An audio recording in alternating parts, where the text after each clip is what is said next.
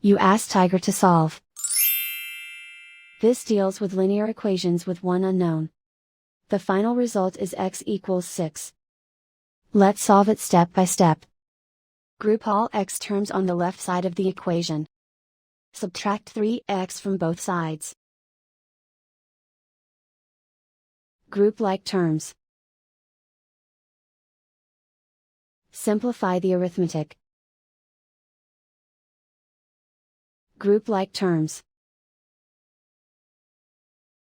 Simplify the arithmetic.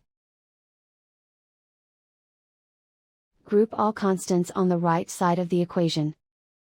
Add 12 to both sides. Simplify the arithmetic.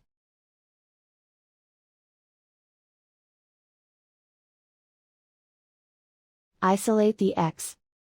Divide both sides by 3. Simplify the fraction. Find the greatest common factor of the numerator and denominator. Factor out and cancel the greatest common factor. And so the final result is x equals 6.